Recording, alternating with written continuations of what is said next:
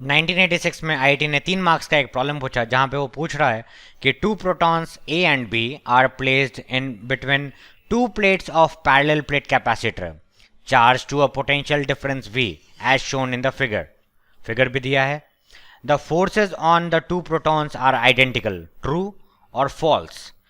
तो ये तो सबको पता है कि एक कैपेसिटर के अंदर में जो इलेक्ट्रिक फील्ड होता है वो इलेक्ट्रिक फील्ड इज कांस्टेंट।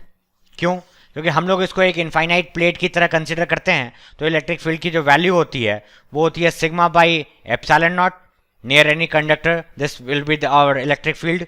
हम लोग बीच में कहीं पे ले रहे हैं तो वो फ्रिंजेस इफेक्ट और वो उन सब भी हम लोगों को कोई फर्क नहीं पड़ रहा। तो अगर ए पॉइंट पर एक प्रोटॉन है और बी पॉइंट पर एक प्रोटॉन है तो फोर्स क्या होगा? फोर्स होगा Q इंटू ई। ठीक है, तो Q इंटू ई में मैं जानता हूं कि दोनों प्रोटॉन का, अगर दोनों प्रोटॉन है तो दोनों प्रोटॉन का चार्ज सेम होगा, चार्ज सेम है, फील्ड सेम है, देयरफॉर फोर्स भी दोनों की बराबर ही होनी होगी, क्योंकि दोनों पर जो हमारा चार्ज और फोर्स दोनों चीज सेम हो रहा है। देयरफॉर अगर एक लाइन में इस क्वेश्चन का आंसर करूं कि the forces on two protons are identical, the answer is yes. इस सिंपल से एक क्वेश्चन के लिए आपको मिलते हैं यहां पर 3 मार्क्स। ऑलराइट, लेकिन कुछ लोग क्या कर रहे थे, ये सोचते हैं इस प्रॉब्लम को सोच के कि सर इस प्रोटॉन की वजह से इस प्रोटॉन पर अगर कोई फोर्स लगे तो बात तो सही है, लग सकता है कि इस प्रोटॉन की वजह से इस प्रोटॉन पर एक फोर्स इस डायरेक्शन में लगेगा, इलेक्ट्रिक फील्ड इस डायरेक्शन में लगेगा, इस पर इलेक्ट्रिक फील्ड इस डायरेक्शन में लगेगा और इस प्रोटॉन की वजह से इस डायरेक्शन में लगेगा, तो the forces on two protons क्या अलग नहीं हो सकते? बात सही है, लेकिन इस क्वेश्चन में उतना सोचने का नहीं है। ठीक है, कुछ एंगल वगैरह दिया नहीं है, तो यहाँ पर सिंपली आप जनरलाइज सोचेंगे। आप मान लें कि ये दोनों प्रोटॉन बहुत दूर हैं तो एक दूसरे पर इफेक्ट हम लोग कंसिडर नहीं कर रहे हैं।